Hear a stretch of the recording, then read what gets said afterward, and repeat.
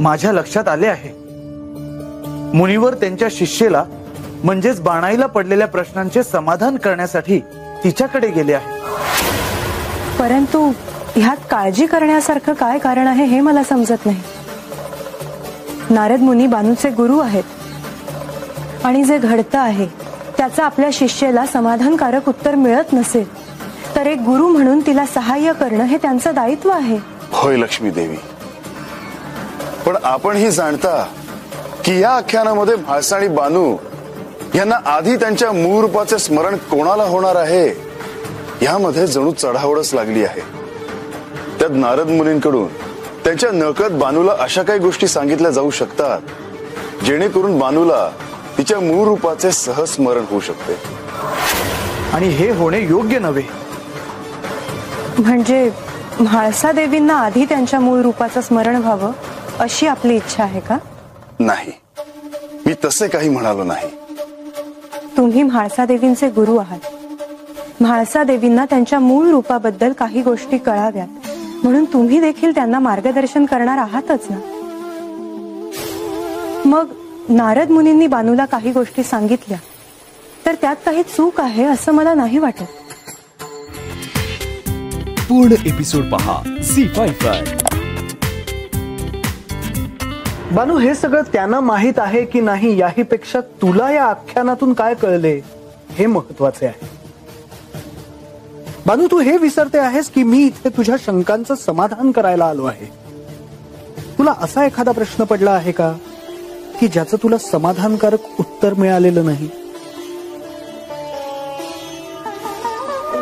वय वय वय एकदा म्हाळसाताई राजसभेत असं म्हणल्या होत्या का त्यासनी ठाव आहे का त्यांचा आणि माझा गेल्या जन्मात एकमेकींशी जवळचा संबंध होता.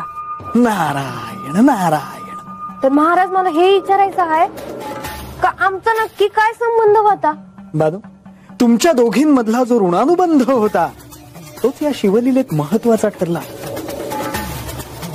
तुमचं सख्य हे सर्वश्रुत होत, इतकं की त्यावेळी तुझ्या मनात काय चाललं आहे हेही त्यांना कळायचं. आणि पुढे जाऊन मी तुला इतकंच सांगेन की तुझ्या मनातली इच्छा पूर्ण व्हावी यासाठी त्यांना खूप मोठ्या दिव्यातून जावं लागलं. त्यांना आणि श्री महादेवांनाही. होय का महाराज?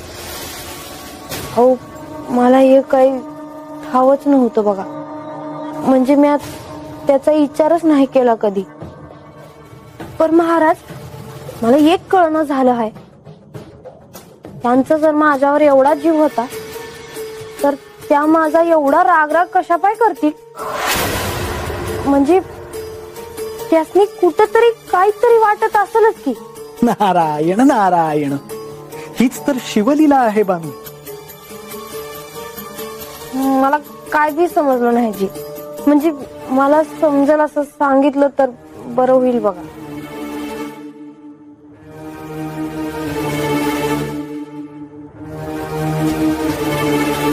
हे मात्र विचारू नकोस का, मी इथे तुझी संदिग्धता दूर करायला आलो आहे. पण जर तू मला सारच काही विचारून घ्यायला लागलीस तर मात्र कठीण आहे. असे जर झाले तर आख्यानाचा काहीच उपयोग होणार नाही. चूक झाली जी, पुण्यांदा असं नाही विचारणार मी. मला कळलं आहे का हे समजा माझं मला थोडकायचं आहे. तर महाराज, मला अजून एक प्रश्न पडला आहे बघा. कोणता? माझा आणि पार्वती देवींचा काय बाई संबंध होता वय मागल्या जन्मात?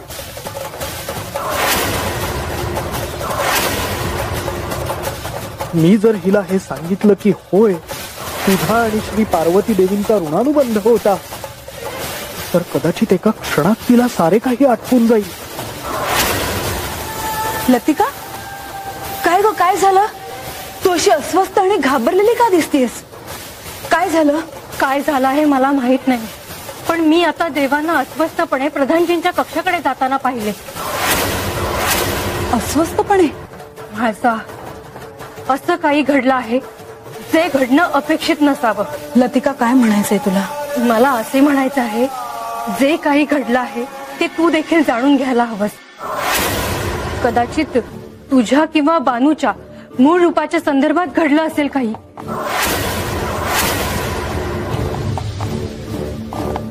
तसं असतं तर त्यांनी मला आधी सांगितलं असतं.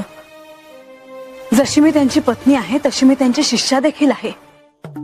आणि जर माझ्या मूळ रूपासंदर्भात काही घडत असेल तर ते मला का नाही सांगणार? ते बानूशी निगडीत असेल तर?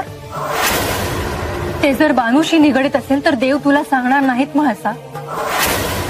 म्हणून मी म्हणते आहे जे काही घडलं आहे ते तू जाणून घ्यायला हवंस. काय घडलं आहे मला कळणं आवश्यक आहे. मला आत्ताच त्यांच्याकडे जायला हवं.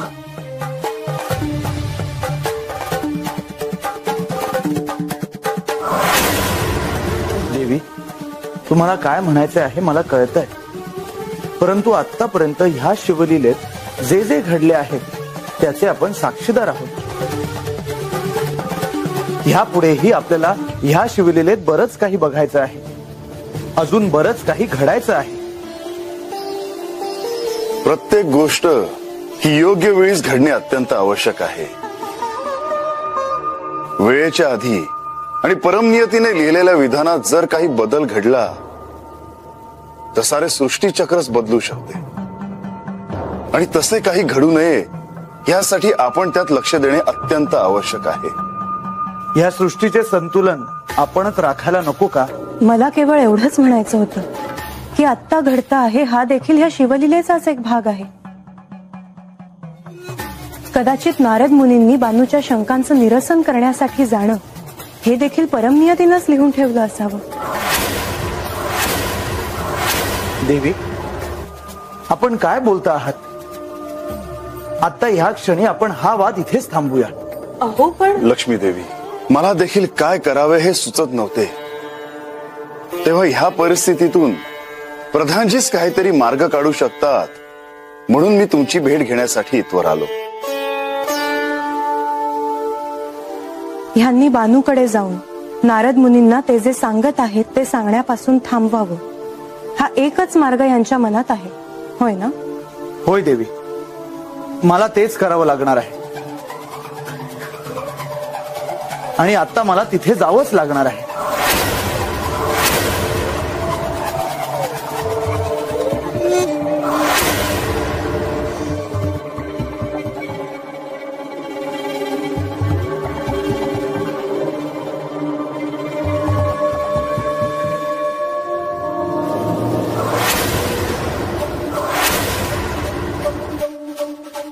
तुम्ही कुठे चालला आहात का बंधू?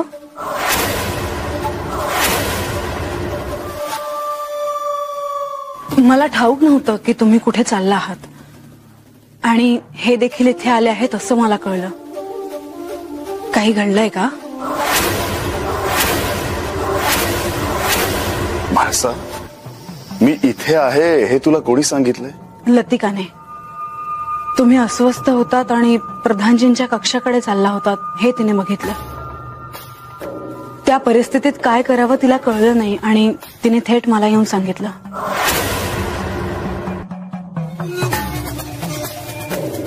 काय घडले आहे? तुम्ही सगळे असे मौन का? नक्कीच काहीतरी घडलं आहे. देवी, गडावर गेले काही दिवस आख्यान सुरू आहे. म्हणून राज्यकारभाराच्या संदर्भात इतर विषयांवर प्रधान म्हणून श्री खंडेरायांशी चर्चा करण्यासाठी मला वेळच मिळाला नव्हता. म्हणून आम्ही भेटलो इतकंच. महाराज, अहो तुम्ही काय बी बोलू नकी. मी पुण्यांदा काय बाय चुकीचं विचारलं का जी? नारायण नारायण. बानू, प्रश्न हा चूक किंवा बरोबर हा नाही. प्रश्न हा विचार करण्याचा आहे. तुला असं का वाटलं की तुझा आणि श्री पार्वती देवींचा काही ऋणानुबंध आहे म्हणून? कारण जेव्हा जेव्हा मी त्यांच्याबद्दल ऐकलं आहे तेव्हा तेव्हा माझ्या डोळ्यांमोर एक बाई उभी राहिली आहे बघा. आणि अगोदर बी मला एक बाई येऊन भेटली बी आहे.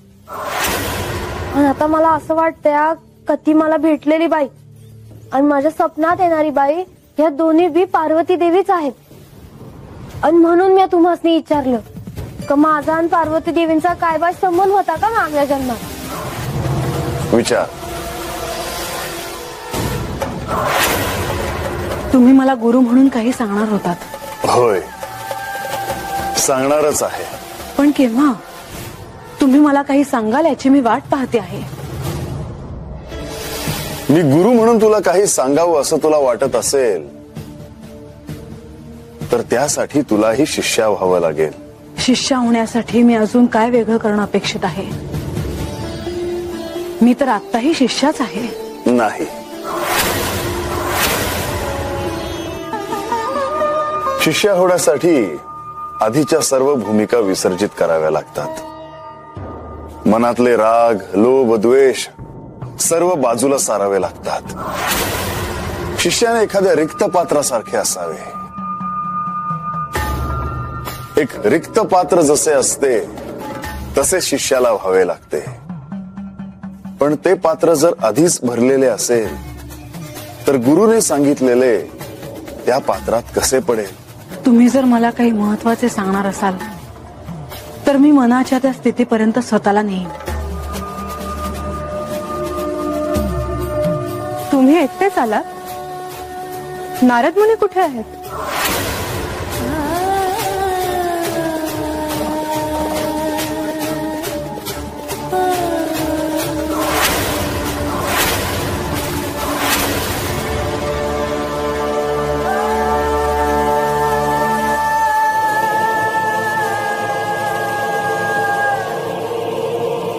तुम्ही बाहेर का थांबला होता? मला असे वाटले की आपण रागावला असाल. मी नाही रागावले तुमच्यावर. मुनिवर, लक्ष्मी देवी नाही, मी रागवलो आहे तुमच्यावर. क्षमा असावी प्रभो. मी बाहेर काही म्हणालो नाही, परंतु आख्यान संपल्यावर तुम्ही बाणाईकडे गेलात ते गेलात आणि वरून तिला मार्गदर्शन करत बसलात. पण मी ते एक गुरु या नात्याने केले होते. म्हाळसा देवींना काय सांगणारात? पण त्यांना का कळेल? मी सांगेन त्यांना. खरंच? माते, माते, मी असे पुन्हा कधीही करणार नाही. माझे चुकले. परंतु ह्यात एवढं भय वाटण्यासारखं काय आहे? तुम्ही काही चुकीचं केलेलं नाही. देवी, यांना हे कळत नाहीये की म्हाळसा देवींना हे चुकीचंच वाटेल. त्यांना नंतर समजावून सांगणे कठीण असते. आणि तुम्हाला त्यांचं म्हणणं खोडून काढता येत नाही. आता मी काय करू? जे होणार आहे त्याला सामोरे जा. तुम्हाला आठवतंय ना, एकदा जेजुरी गडावर त्यांनी तुम्हाला कुठेही न जाण्याचे आदेश दिले होते. नारायण नारायण, जवळजवळ बंदीच केले होते. तशी वेळ पुन्हा आली तर आख्यानाचे पुढे काय होईल याचा विचार करा. तरी मी ब्रह्मलोकात जाऊन माता आणि पिताश्रींना भेटून आलो होतो, माझ्याकडून काही चुकीचे घडू नये म्हणून. तुम्ही चिंता करू नका देवी. आता तुमचे ऐकून मलाही निर्भय वाटू लागले आहे. मी बानूला अशा प्रकारे मार्गदर्शन करत होतो की झालेल्या आख्यानातून तिला काहीतरी तर्कसंगती लावता यावी. एक गुरु म्हणून ते माझे कर्तव्य आहे. परंतु मुनिवर, तुम्ही त्यांना त्यांचा शोध घेऊ द्या. तुम्ही आख्यानात जे काही करता आहात ते पुरे आहे. मी आता काय करावे हेच मला कळेनासे झाले आहे. मी सांगते, तुम्ही आता काही करू नका. तुम्ही बानूला असं तर काही सांगितलं नाही ना की ज्यामुळे तिला काही आठवेल? कारण त्यासाठी तुम्ही कारणीभूत ठराल. बानू, प्रधानजी महाराजांनी हातनं घेऊन गेले, पर महाराज तुझ्याशी जे बोलत होते ते राहूनच गेलं की. प्रधानजी स्वतः हात येऊन त्यासनी घेऊन गेले म्हणजे गडावर काय बाय झालं असणार. मला असं वाटतंय का महाराज आता आले हे गडावर समजलं असणार, म्हणून हे समज झालं. नाही म्हणजे हे एवढं सोपं नाही. अगं महाराज काही लपून आले आहेत होय आता. अगं समध्यांच्या देखत आलं असतील ते होतं. पण महाराज हत आलेलं कुणासनी आवडणार नाही याचा विचार कर. पर आपण लागलीच महासाताईंचं नाव नको घ्यायला. मग दुसरं कोण आहे? कुणी बी असेल. तर तुला एक सांगते, आज महाराजांनी मला जे जे विचारलं, जे जे सांगितलं, त्यामुळे माझ्या डोक्यात असं लख्ख प्रकाश पडल्यागत वाटत आहे. अगं एवढं आख्यान ऐकलं मी, पर ते कसं ऐकायचं हे मला कळलंच नव्हतं. पण आता मला कळलं आहे हा आख्यान कसं ऐकावं ते. कान देऊ, ध्यान लावून ऐकता येणं, हे बी एक भक्तीचाच प्रकार आहे. तू काय म्हणतीया मला काय बी कळत नाही. पर तुला कसला तंटा नग हाय असं वाटत आहे मला. वय ग म्हणजे तंटा करून हाती काय बी लागत नाही ग. मग आता काय करायचं ठरवलं आहेस? ठाव नाही. अगं पर तू गडावर गेल्यावर तुला बी 4 गोष्टी विचारणारच की. कोण?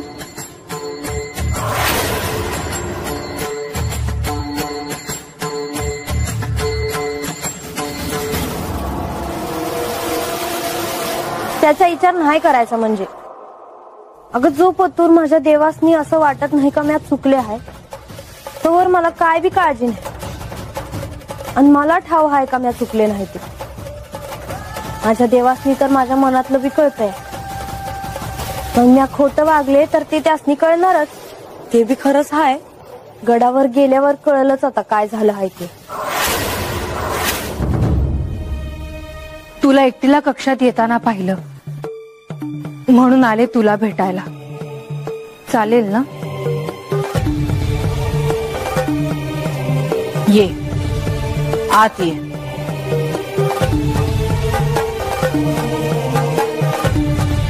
सगळा राजवाडा जागा आहे, मध्यरात्री सुद्धा.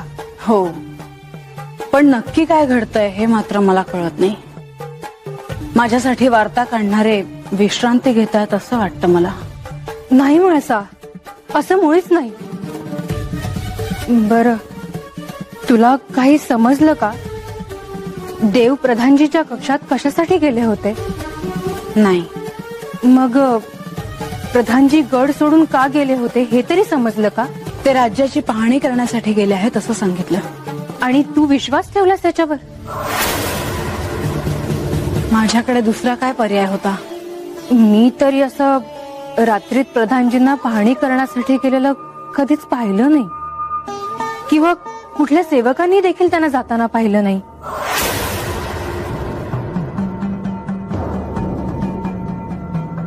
माझा संशय खरा ठरला तर? तुझ्यापासून काहीतरी लपवलं जात आहे म्हाळसा. कशावरून? काय पुरावा आहे तुझ्याकडे? तुझ्या काळजीपोटी बोलते आहे मी असंच काही कसं सांगेन तुला? सांग मग आता. नारद मुनी गडावर आले आहेत. काय? सूर्यास्तानंतर आख्यान संपल्यावर ते गडावर नाही थांबत? मग ते मध्यरात्री इथे कसे आले? ते एकटे नाहीत, त्यांच्यासोबत लक्ष्मी देवी आणि प्रधानजी देखील आहेत. याचा अर्थ ही साधी गोष्ट नाही लतिका.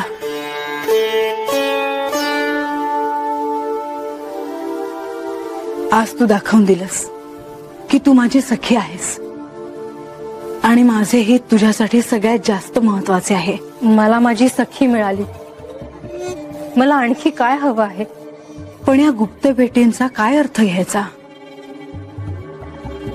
आज एवढी रात्र झाली तरी जेजुरी गड जागाच आहे, आणि तुम्हीही. हो, वेळच तशी आहे.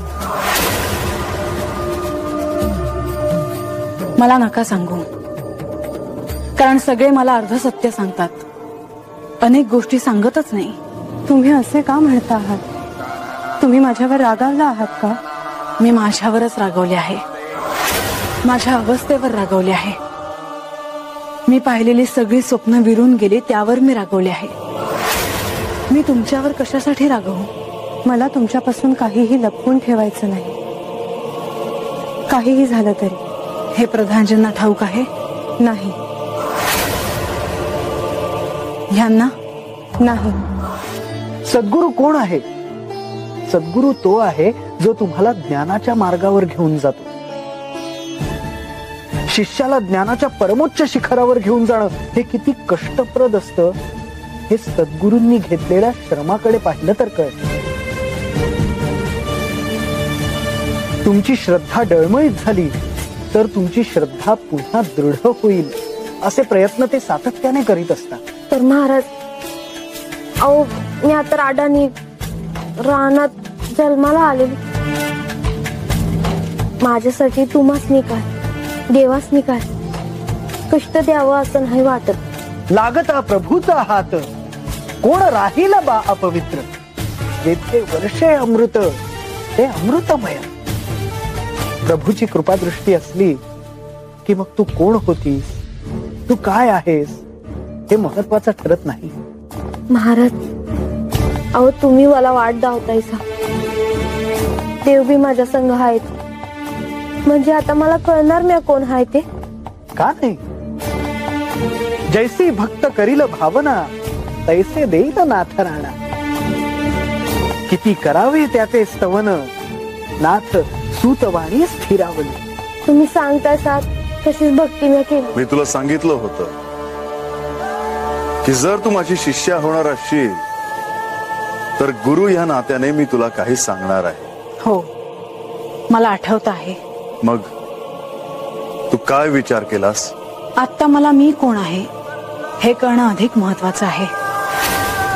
याचा सोक्षमोक्ष लागणं खूप आवश्यक वाटतं मला, आणि यासाठी तुम्ही मला मार्गदर्शन करणार आहात. म्हणून मी काही क्षण तुमची अर्धांगिनी आहे हे विसरेन. हे तू स्वतःहून स्वीकारते आहेस की केवळ मी सांगतो म्हणून? हे मी स्वतःहून स्वीकारले आहे, कारण मला तुम्ही हवे आहात माझे पती म्हणून, आणि मला तुम्ही संपूर्ण हवे आहात. मला तुमचे विभाजन नको आहे.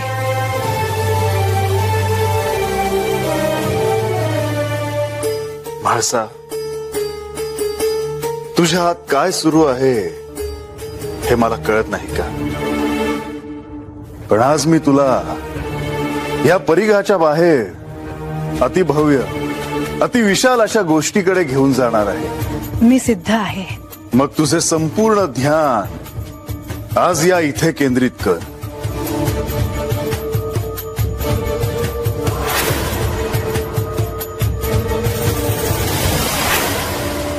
आज असेच ध्यानस्थ आहात, काय झालं?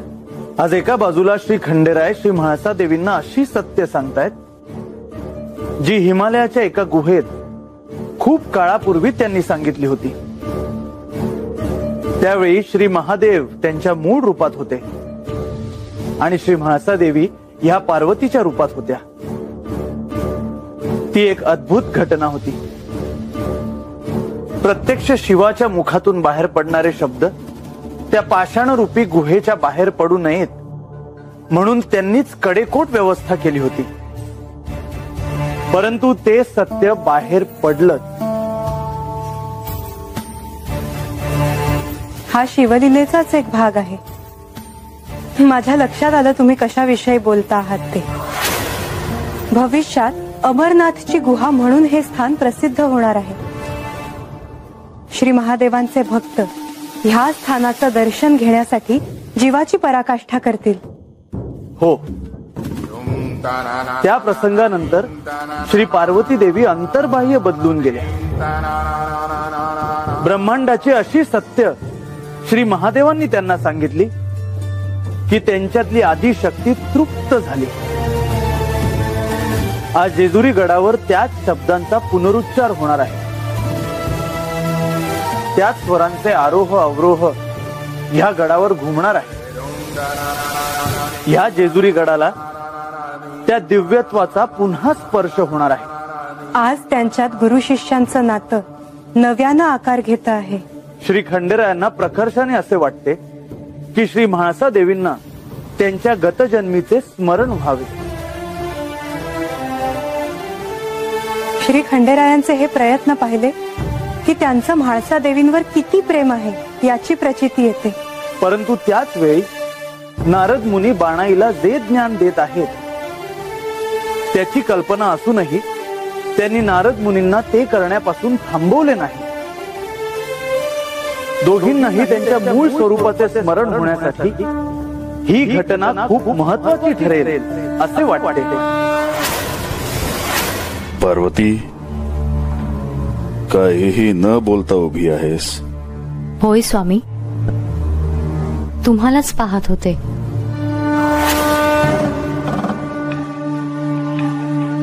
खरे तर अनेक वेळा तुम्हाला असं ध्यानस्थ पाहिले आहे, पण तरी पुन्हा पुन्हा तुम्हाला असेच पाहत राहावेसे वाटते. तुला काही प्रश्न पडले आहेत, विचार. स्वामी, या आधीच अनेक वेळा मी तुम्हाला तो प्रश्न विचारला आहे, पण आजवर तुम्ही मला त्या प्रश्नाचं उत्तर काही दिलेलं नाही. आज ती वेळ आली आहे. पुन्हा नव्याने तो प्रश्न विचार. स्वामी, तुमच्या गळ्यात ही नरमुंड माळ आहे, ही तुम्ही का धारण केली आहे आणि केव्हापासून? पार्वती, जेव्हा जेव्हा तू नवीन देह धारण केला आहेस तेव्हा तेव्हा मी या माळेमध्ये एक शीर फुलासारखे गोवले आहे. म्हणजे याचाच अर्थ माझे अनेक जन्म झाले आहेत. होय. मात्र स्वामी, माझं तुमच्यावर इतकं प्रेम असताना प्रत्येक जन्मी मला अशी कठोर परीक्षा का द्यावी लागली? कारण तू प्रत्येक जन्मी नवीन देह धारण करतेस. म्हणजे माझ्या शरीराला जन्म मृत्यू आहे. मात्र स्वामी, तुम्ही अजन्म आहात, अमर्त्य आहात. असे का स्वामी? कारण मी कधीच जन्मलो नाही, मी कधीच मृत्यू पावलो नाही. मी केवळ आहे. पण स्वामी, असे का? याचे कारण काय? ते रहस्य तुला इथे नाही सांगता येणार. मग मला अवकाशात घेऊन चला स्वामी. मला अशा भूप्रदेशावर घेऊन चला जिथे कोणीच नसेल आणि जिथे तुम्ही मला हे रहस्य सांगू शकाल. पार्वती, ते रहस्य तुला आजच सांगायला हवे का? होय. ते रहस्य जोवर तुम्ही मला सांगत नाहीत तोवर मी इथून जाणार नाही. कोणत्याही प्रश्नाचे उत्तर जाणून घेण्यासाठी असा हट्ट योग्य नाही. मात्र स्वामी, मला हे रहस्य आज जाणून घ्यायचेच आहे. असं असेल तर मी तुला हिमालयाच्या अशा रांगा आहेत जिथे एक गुहा आहे, जिथे अजूनपर्यंत कोणीही गेलं नाही, तिथे घेऊन जाईन. मग आपण आत्ताच प्रस्थान करूया स्वामी. पण तिथे आपल्याला पायी जावं लागेल. त्यासाठी तू सिद्ध आहेस? होय स्वामी. हे रहस्य जाणून घेण्यासाठी मी कोणत्याही दिव्याला सामोरी जायला सिद्ध आहे. आपण प्रस्थान करूया.